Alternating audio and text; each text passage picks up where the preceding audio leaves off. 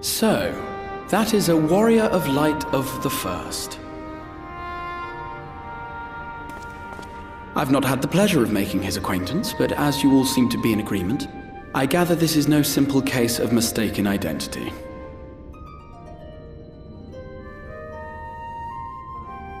As far as I was able to discern, that was indeed Ardbert.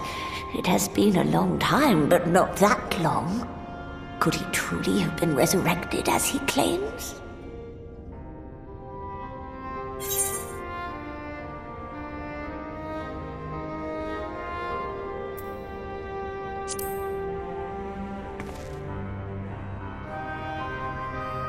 Ardbert did entrust his very soul unto thee. I see no reason to question thy judgment. Nor I. To my eyes, your ether burns as brightly as the day you slew Emmett Selk. That is proof that he is with you still.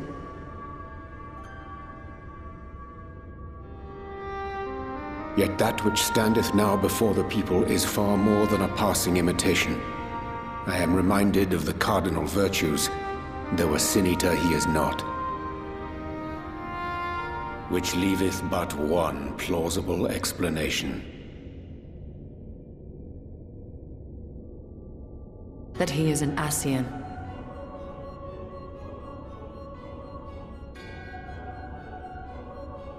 Given their fondness for posthumous possession, I would have to agree. From what I understand, the Warriors of Light were laid to rest in Yulmore by those whom they had aided in life. At the time, some few still remembered them as heroes. Needless to say, 4 of them were subsequently exhumed to serve as the virtues. And if one knew where to look, Ardbert too would not have been difficult to find. Assuming then that this is indeed the work of an Ascian, my mind inevitably turns to the last remaining paragon to survive the Sundering.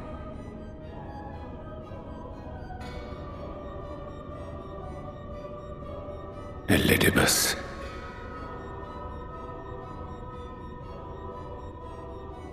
That Xenos hath reclaimed his own flesh is known.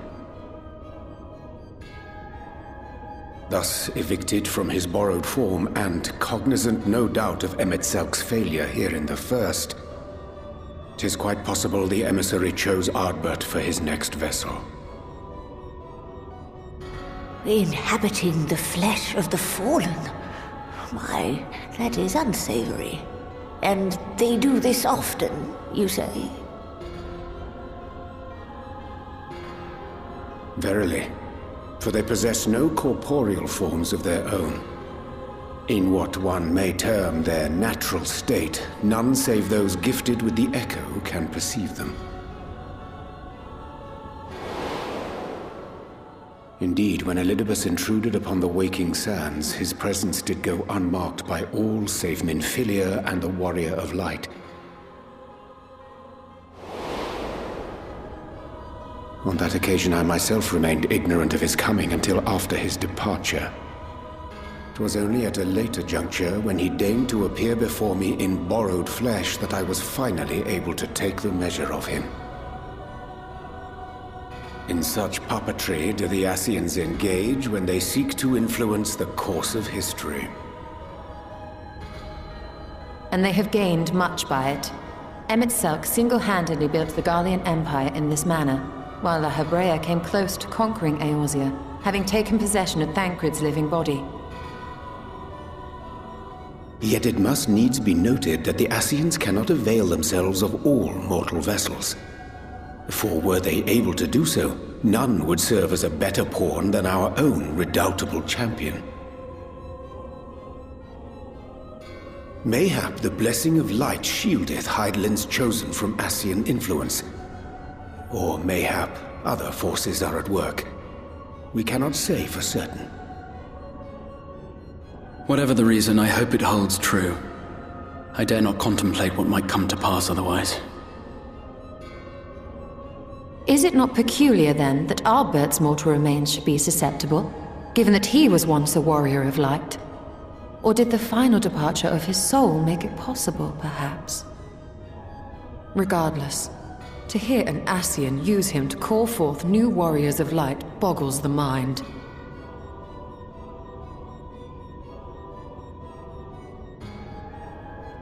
Elidibus hath ever been an enigma, his ostensible purpose being to preserve the balance between light and dark. When he made overtures towards me, however, I was afforded a glimpse behind the mask of the self-appointed emissary.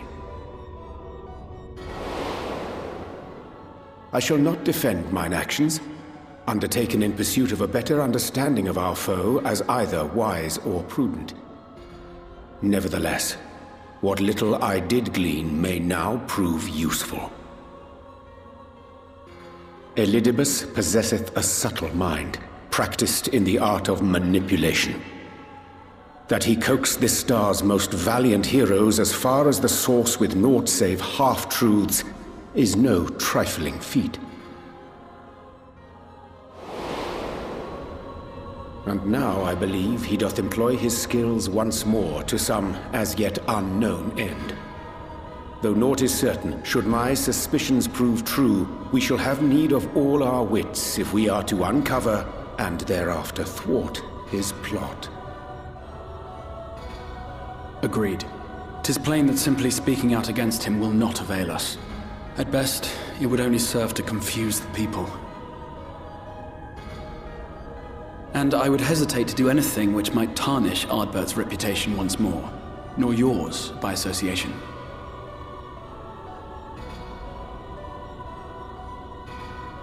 That being the case, it may be wise to keep a covert eye on this Ardbert's movements, as we attempt to discern his purpose and how best to mitigate his influence.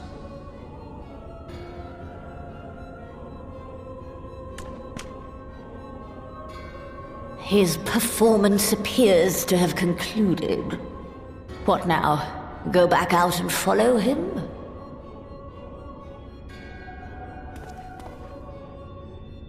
'Twould appear Master Alphino already hath pursuit in mind, and I suspect one pair of eyes shall better serve our cause than half a dozen.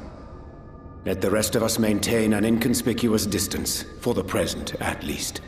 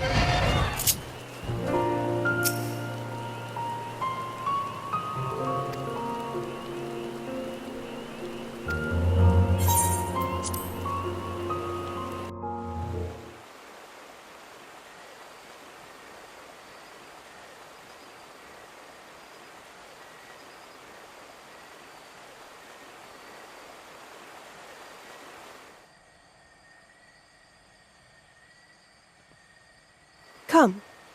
Our new discoveries are to be found this way.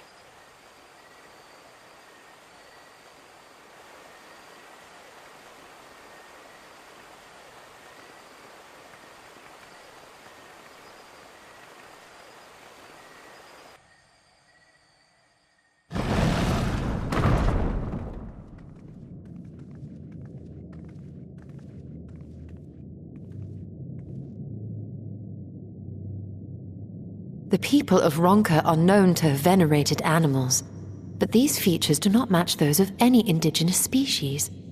This is no common beast. Though that much is plain from its proportions. Lifelike, is it not? One could almost imagine it breathed.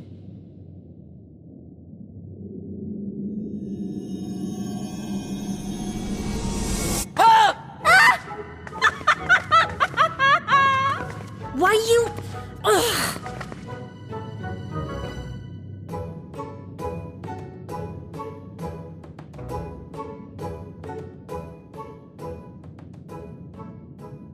This owl, by contrast, seems no different from the others we've seen.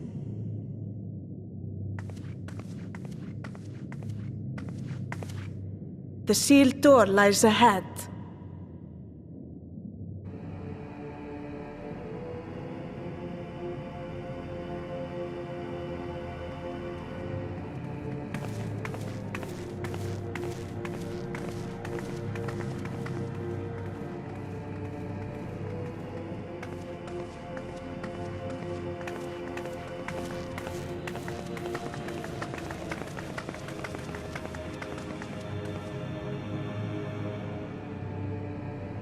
As you see, one statue is missing.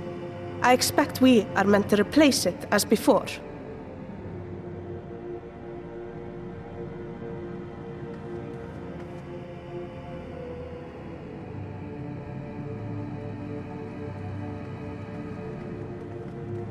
Too simple. There will be some additional defense mechanism.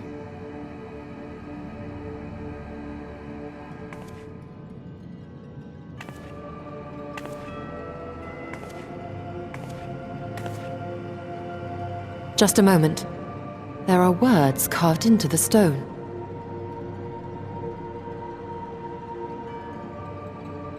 He who would disturb a hero's deserved slumber shall instead waken the beast and know his folly.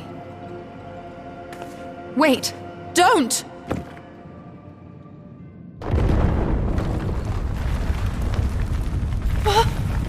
What? But I only... What is happening?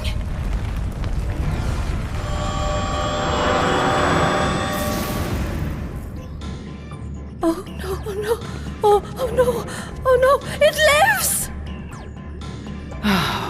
Why am I not surprised? Prepare yourselves.